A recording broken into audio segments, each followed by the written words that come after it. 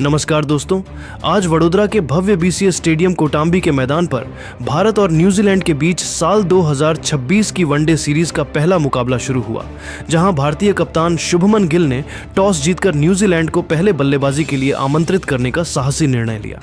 New Zealand की ओर से Devon Conway और हेनरी निकोल्स की सलामी जोड़ी ने भारतीय तेज गेंदबाजों मोहम्मद सिराज और हर्षित राणा के खिलाफ बहुत ही संभल कर अपनी पारी का आगाज किया, जहां पारी के तीसरे ओवर में मोहम्मद सिराज की एक ऑफ स्टंप से बाहर जाती गेंद पर हेनरी निकोल्स ने शानदार क्लिप शॉट खेलकर बाउंड्री बटोरी और न्यूजीलैंड का खाता खोला।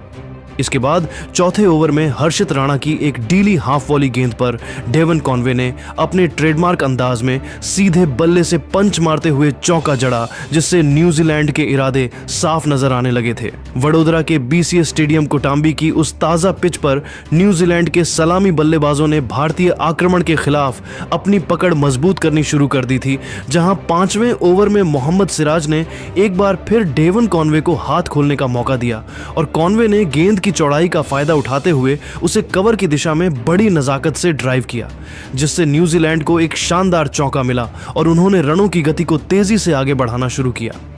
खेल के छठे ओवर में भारतीय टीम को एक सुनहरा मौका मिला था, जब हर्षित राणा की एक बाहर निकलती गेंद पर हेनरी निकोल्स ने हवा में शॉट खेला, लेकिन थर्ड मैन पर खड़े कुलदीप यादव ने निकोल्स का एक बेहद आसान सा कैच टपका दिया, जिससे निकोल्स को एक बड़ा जीवनदान मिला। और इसी ओवर की अगली गेंदों पर डेवन कॉनवे ने हर्षित की शॉट गेंद पर एक बेहतरीन पुल शॉट खेलकर बाउंड्री हासिल की, जिससे भारतीय खेमे में निराशा साफ देखी जा सकती थी।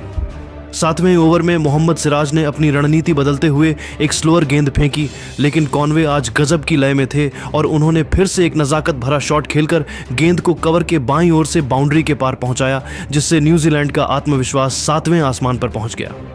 आठवें ओवर में हर्षित राणा ने निकोल्स को डराने के लिए एक तेज शॉट गेंद का प्रयास किया, जिस पर निकोल्स ने बहुत ही शानदार तरीके से खुद को पोजीशन में लाया और स्क्वायर लेग के पास से एक दमदार चौका जड़ दिया, जिससे न्यूजीलैंड का स्कोर अब 10 ओवरों के पावर प्ले के बाद बिना किसी नुकसान के 55 रनों के पार पहुंच चुका था और भारतीय कप्तान शुभमन गिल ने अब प्रसिद्ध कृष्णा और वॉशिंगटन सुंदर को गेंदबाजी के मोर्चे पर तैनात किया।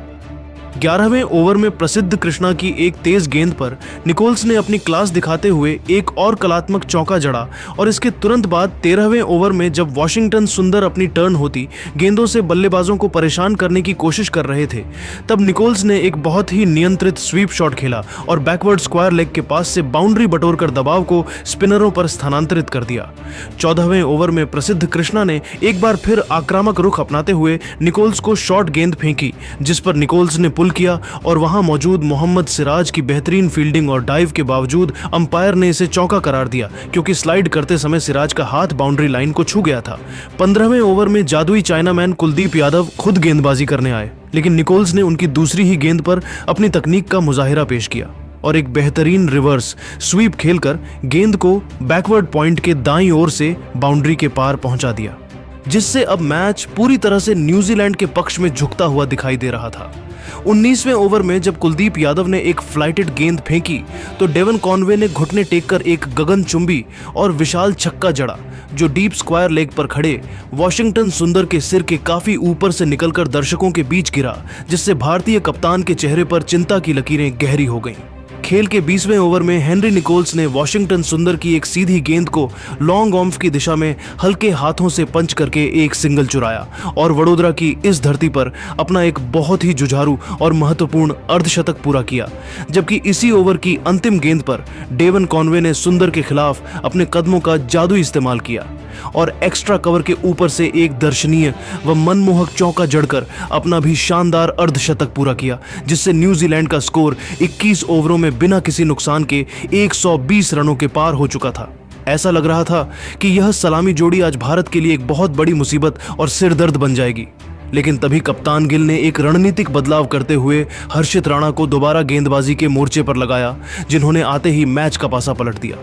22वें ओवर की पहली 2 गेंदों पर निकोल्स ने हर्षित राणा को लगातार 2 कड़क चौके जड़कर अपना रौद्र रूप दिखाया था, लेकिन तीसरी गेंद पर हर्षित ने अपनी चतुराई दिखाई और एक सटीक ऑफ कटर गेंद फेंकी, जिसे निकोल्स पूरी तरह समझने में नाकाम रहे, जिससे हेनरी निकोल्स ऑफ कटर पर बल्ले का बाहरी किनारा लगने के कारण विकेटकीपर के हाथों में 69 गेंदों पर 62 रनों की एक शानदार पारी खेलकर आउट हो गए। उनकी इस पारी में 8 शानदार चौके शामिल हैं। भारतीय टीम अभी इस सफलता का जश्न मना ही रही थी कि हर्षित राणा ने इसी ओवर की अंतिम गेंद पर डेवन कॉनवे को भी अपनी जबरदस्त रफ्तार और अंदर आती इन स्विंग से पूरी तरह अचंभित और चकमा दे दिया, जिससे डेवन कॉनवे ड्राइव खेलने के प्रयास में इन स्विंगर पर नियंत्रण खो बैठे और इनसाइड एज लगने के कारण सीधे बोल्ड हो गए, जिससे डेवन कॉनवे 67 गेंदों पर 56 रनों की एक बेहतरीन अर्धशतकीय पारी खेलकर आउट हो गए। उनकी इस पारी में 6 शानदार चौके और एक गगनचुंबी छक्का शामिल है। हर्षित राणा के इस एक ही ओवर में 2 बड़े विकेटों ने न्यूजीलैंड की उस प्रलयकारी शुरुआत को पूरी तरह से रोक दिया और वडोदरा के स्टेडियम में मौजूद हजारों प्रशंसकों को फिर से झूमने का मौका दे दिया, जहां अब भारतीय टीम न्यूजीलैंड के मध्यक्रम पर दबाव बनाने के लिए पूरी तरह तैयार नजर आ रही थी। मैदान पर हर्षित राणा द्वारा एक ही ओवर में 2 जमे हुए सेट बल्लेबाजों एक को पवेलियन भेजने के चमत्कारिक प्रदर्शन के बाद न्यूजीलैंड का स्कोर अब 22 ओवरों के खेल की समाप्ति पर 2 विकेट के नुकसान पर 125 रन हो गया था, जिससे भारतीय टीम ने इस महामुकाबले में जबरदस्त और अविश्वसनीय वापसी की और कीवी बल्लेबाजों पर मनोवैज्ञानिक दबाव बनाना शुरू कर दिया।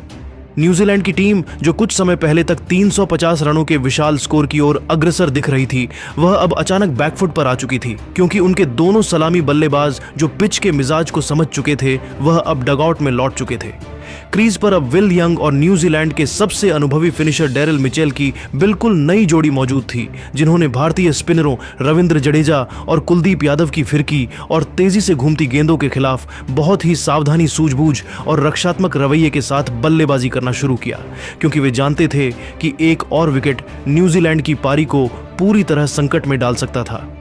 खेल के 23वें ओवर में कप्तान शुभमन गिल ने गेंद जादुई ऑलराउंडर रविंद्र जडेजा को थमाई, जिन्होंने अपनी सटीक लाइन और लेंथ से विल यंग को पूरी तरह बांध कर रखा और उन्हें हाथ खोलने का कोई भी मौका नहीं दिया, जिसके परिणाम स्वरूप जडेजा ने इस ओवर में केवल 2 रन खर्च किए और भारतीय फील्डरों ने भी मुस्तैदी दिखाते हुए कीवी बल्लेबाजों को सिंगल लेने के लिए संघर्ष करने पर मजबूर कर दिया। इसके बाद 24वें ओवर में गेंदबाजी करने आए चाइनामैन गेंदबाज कुलदीप यादव ने भी अपनी फिरकी पर शानदार नियंत्रण दिखाते हुए रनों की गति पर पूरी तरह अंकुश लगा दिया और विल यंग को अपनी गुगली से कई बार छकाया, जिससे न्यूजीलैंड के खेमे में चिंता साफ नजर आने लगी थी। भारतीय गेंदबाजों ने इन मध्य ओवरों में जिस तरह से दबाव बनाया वह काबिले तारीफ था, क्योंकि वडोदरा की पिच अब स्पिनरों को टर्न और उछाल दोनों प्रदान कर रही थी, जिसका फायदा जडेजा और कुलदीप बखूबी उठा रहे थे।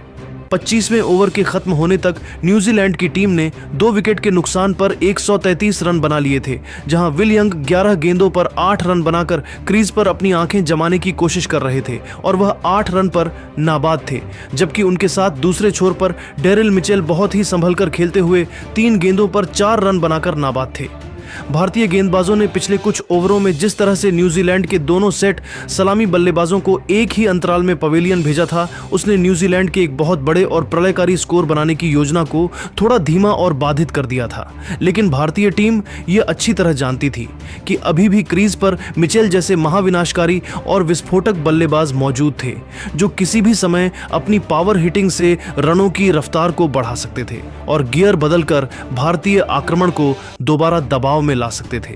वडोदरा का यह स्टेडियम अब एक बेहद कड़े और संघर्षपूर्ण मुकाबले का गवाह बन रहा था, जहां हर एक गेंद और हर एक रन की कीमत बहुत बढ़ गई थी और भारतीय प्रशंसक अब मध्य क्रम के विकेटों की उम्मीद में शोर मचा रहे थे, ताकि कीवी टीम को एक सीमित स्कोर पर रोका जा सके। 25वें ओवर के बाद न्यूजीलैंड की टीम अपनी पारी को फिर से संवारने की कोशिश कर रही थी। 26वें ओवर की चौथी गेंद पर मोहम्मद सिराज ने न्यूजीलैंड के सबसे खतरनाक बल्लेबाज डेरिल मिचेल को एक बैक ऑफ लेंथ गेंद फेंकी, जिस पर मिचेल ने हवा में शॉट खेला और मिड ऑफ पर खड़े कप्तान शुभमन गिल के ऊपर से गेंद निकल गई थी। भारतीय गेंदबाजों ने रनों पर अंकुश लगाने की पूरी कोशिश की, लेकिन खेल के 28वें ओवर में मोहम्मद सिराज ने एक बार फिर अपनी रणनीति बदली और 126 किलोमीटर प्रति घंटे की रफ्तार वाली एक धीमी शॉर्ट पिच गेंद फेंकी, जिस पर विल यंग पूरी तरह चकमा खा गए, जिससे विल यंग रैंप शॉट खेलने के प्रयास में 16 गेंदों पर 12 रन बनाकर आउट हो गए। उनकी इस पारी में कोई बाउंड्री शामिल नहीं है और केएल राहुल ने विकेट के पीछे एक बहुत ही आसान सा कैच लपका। वडोदरा के बीसीए स्टेडियम कोटांबी की उस तपती दोपहर जब विल यंग का विकेट गिरा तो न्यूजीलैंड का मध्यक्रम गहरे दबाव में नजर आ रहा था। लेकिन तभी मैदान पर न्यूजीलैंड के सबसे विस्फोटक फिनिशर ग्लेन फिलिप्स ने कदम रखा और उन्होंने खेल के 29वें ओवर में रविंद्र जडेजा की एक बेहद सटीक और धीमी गति की गेंद को नजाकत के साथ बैकवर्ड पॉइंट की खाली दिशा में धकेलकर अपना खाता खोला, जिससे न्यूजीलैंड की रुकी हुई पारी एक बार फिर धीरे धीरे आत्मविश्वास के साथ आगे बढ़ने लगी। भारतीय कप्तान शुभमन गिल ने रनों की गति रोकने के लिए अपने दोनों अनुभवी स्पिनरों को मोर्चे पर लगा रखा था, लेकिन खेल के 31वें ओवर में रविंद्र जडेजा ने ग्लेन फिलिप्स को हाथ खोलने का एक दुर्लभ मौका दे दिया, जहां उन्होंने गेंद को थोड़ा सा शॉर्ट और बाहर की ओर रखा और फिलिप्स ने बिना किसी झिझक के गेंद की चौड़ाई का पूरा फायदा उठाते हुए एक्स्ट्रा कवर की दिशा में एक जोरदार और प्रलयकारी पंच मारा, जिससे न्यूजीलैंड के खाते में एक शानदार और कड़क चौका जुड़ गया। न्यूजीलैंड के बल्लेबाजों ने अब स्पिनरों के खिलाफ अपनी रणनीति बदलनी शुरू कर दी थी और इसी का मुजाहिरा खेल के 32वें ओवर में देखने को मिला, जब रविंद्र जडेजा ने एक बार फिर थोड़ी छोटी लेंथ की गेंद फेंकी, जिस पर क्रीज पर जमे हुए डेरिल मिचेल ने बिजली की फुर्ती से घुटने टेक कर अपना सिग्नेचर स्लॉग स्वीप शॉट खेला और गेंद को हवा में लहराते हुए मिड विकेट बाउंड्री के बाहर 4 रनों के लिए भेज दिया, जिससे भारतीय फील्डर केवल गेंद को बाउंड्री के पार जाते हुए देखते रह गए। न्यूजीलैंड की यह साझेदारी अब धीरे धीरे खतरनाक रूप ले रही थी, लेकिन भारतीय टीम को वह बहुप्रतीक्षित और अगली बड़ी सफलता खेल के 34वें ओवर में जादुई चाइनामैन गेंदबाज कुलदीप यादव ने दिलाई, जिन्होंने अपनी चतुराई भरी फ्लाइटेड गेंद से ग्लेन फिलिप्स को बड़ा शॉट खेलने के लिए पूरी तरह ललचाया और फिलिप्स उनके जाल में फंस गए, जिससे ग्लेन फिलिप्स हवा में कवर ड्राइव खेलने के प्रयास में गेंद की अतिरिक्त टर्न के कारण अपना संतुलन खो बैठे और 19 गेंदों पर 12 रनों की एक संक्षिप्त पारी खेलकर आउट हो गए। उनकी इस पारी में एक आकर्षक चौका शामिल है और कवर पॉइंट पर तैनात श्रेयस अय्यर ने कोई गलती न करते हुए एक बेहद आसान सा कैच लपका, जिसके कारण भारतीय टीम ने एक बार फिर मुकाबले पर अपनी पकड़ मजबूत कर ली। पारी के 37वें ओवर में रविंद्र जडेजा ने एक बार फिर खराब लेंथ की गेंद डाली, जिसे मिचेल हे ने बैकफुट पर जाकर मिड विकेट के ऊपर से जोर से पुल किया और न्यूजीलैंड के लिए 2 लगातार चौके बटोरे, जिससे कीवी टीम का स्कोर 200 के करीब पहुंचने लगा था।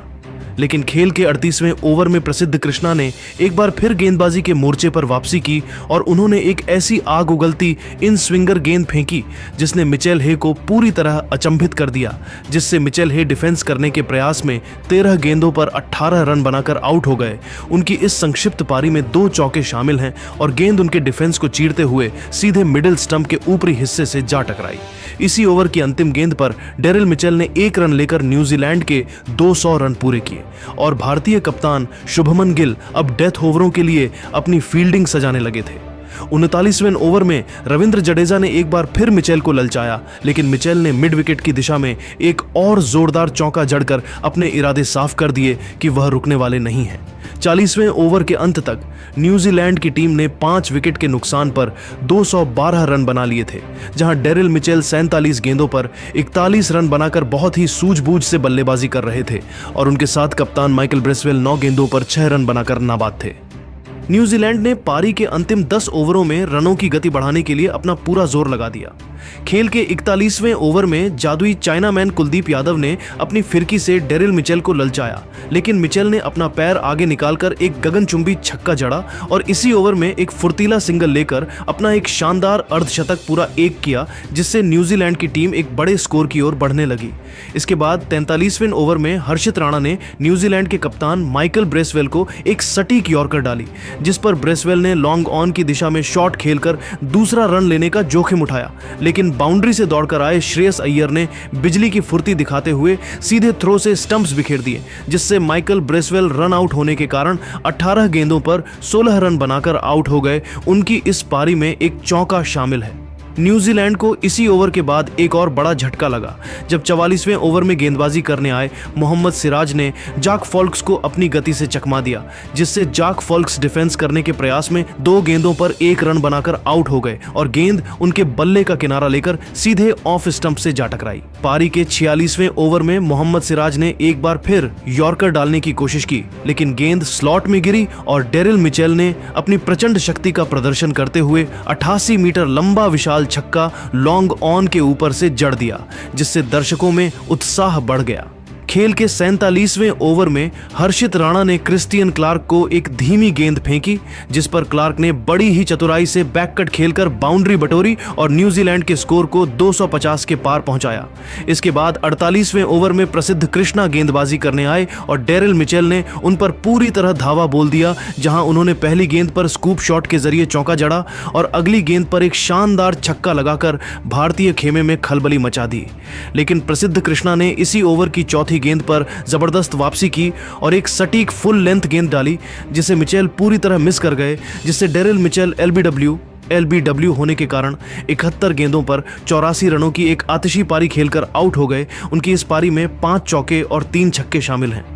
पारी के अंतिम 2 ओवरों में न्यूजीलैंड के निचले क्रम के बल्लेबाजों ने मोर्चा संभाला, जहां 50वें ओवर में दोबारा गेंदबाजी करने आए प्रसिद्ध कृष्णा की गेंदों पर काइल जेमिसन ने अपनी लंबी कदकाठी का फायदा उठाया। जेमिसन ने प्रसिद्ध कृष्णा की एक तेज गेंद को फ्लिक करते हुए मिड ऑन के बगल से शानदार चौका निकाला और न्यूजीलैंड को 300 रनों के मनोवैज्ञानिक आंकड़े के करीब पहुंचा दिया।